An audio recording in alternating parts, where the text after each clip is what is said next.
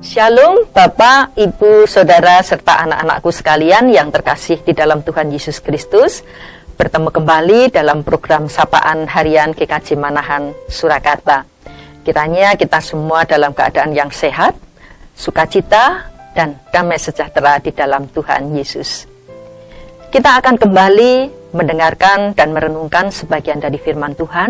Namun terlebih dahulu mari kita bersama-sama berdoa. Tuhan Yesus yang baik, Tuhan Yesus yang mengasihi kami, Tuhan yang selalu ada di samping kami, memimpin, menyertai perjalanan kehidupan kami. Sungguh kami bersyukur kami mempunyai Allah seperti Engkau. Pada kesempatan ini kami kembali ingin mendengarkan sebagian dari firman-Mu. Tuhan, berfirmanlah kepada kami, karena kami sedia untuk mendengarkan. Di dalam nama Tuhan Yesus Kristus kami berdoa dan mengucapkan terima kasih. Amin. Bapak, Ibu, Saudara, firman Tuhan yang akan kita dengarkan pada kesempatan ini terambil dari Injil Markus 6 ayat ke-45 sampai dengan yang ke-51, yang demikian firman Tuhan. Yesus berjalan di atas air. Lalu Yesus segera mendesak murid-muridnya naik ke perahu dan berangkat lebih dahulu ke seberang, ke Betsaida, sementara ia menyuruh orang banyak pulang. Setelah berpisah dari mereka, ia pergi ke atas bukit untuk berdoa. Menjelang malam, perahu itu sudah di tengah danau, sementara Yesus tinggal sendirian di darat. Ketika ia melihat betapa payahnya mereka mendayung karena angin sakal, kira-kira jam 3 malam ia datang kepada mereka berjalan di atas air dan hendak melewati mereka.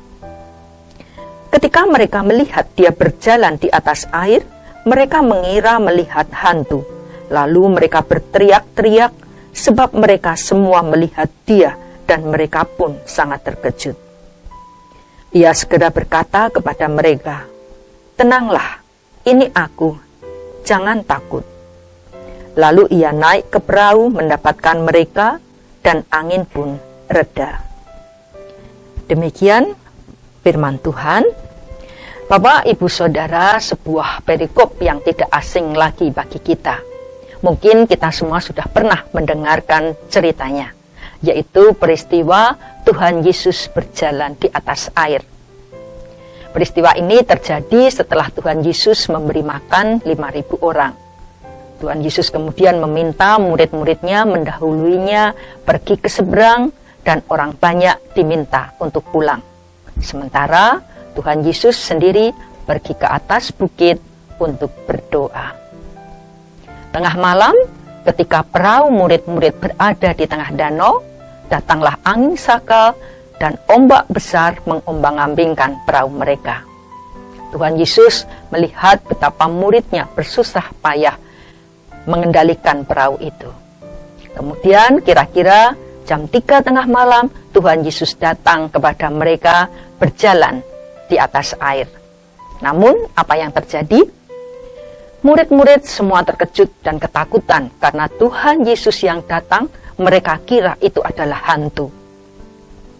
Ada 2 hal yang akan kita berbincangkan dari perikop ini. Yang pertama, mengapa mereka bisa salah melihat? Tuhan Yesus bukan sosok yang asing bagi mereka. Setiap hari mereka bersama. Mereka mengenal dengan baik sosok Tuhan Yesus secara fisik.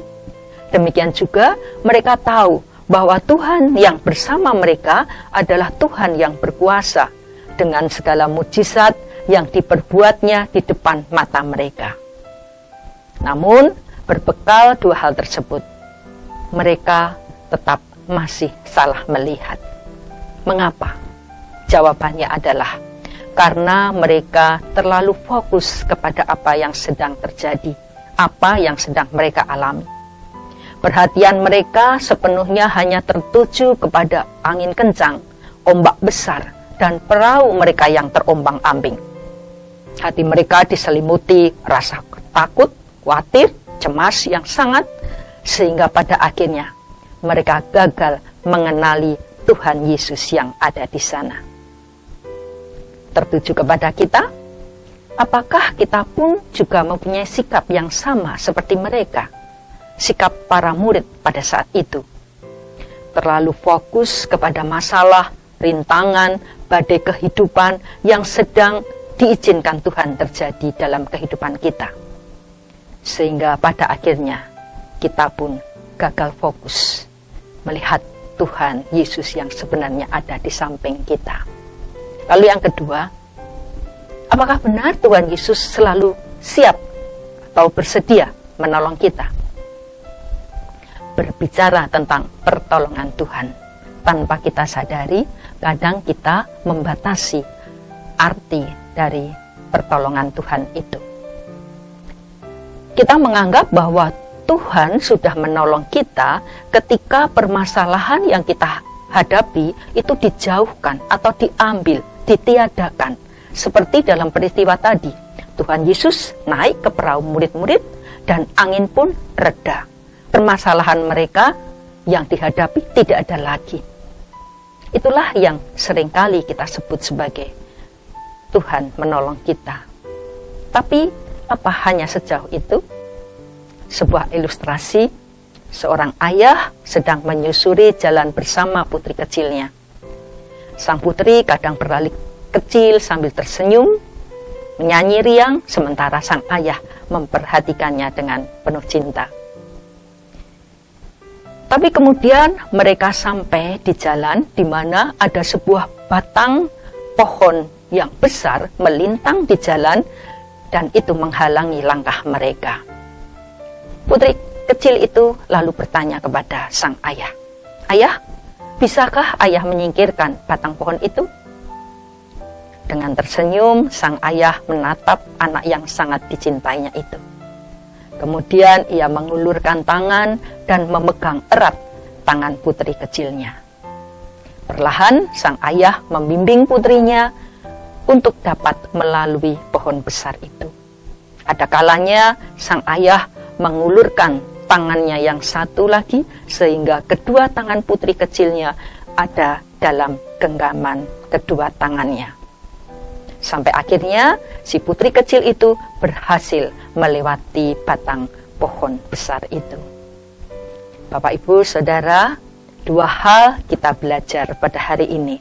Yang pertama, jangan gagal fokus ketika kita sedang menghadapi badai dalam kehidupan. Tuhan Yesus selalu ada di samping kita dan siap menolong. Yang kedua, pertolongan Tuhan tidak selalu bersifat instan. Ada kalanya kita harus berproses melalui masalah itu. Tapi kedua-duanya Allah mempunyai tujuan yang sama, yaitu supaya kita menjadi semakin kuat, semakin dewasa dalam segala hal, termasuk dalam iman, serta semakin mengenal dan mencintai Tuhan kita, Yesus Kristus. Amin.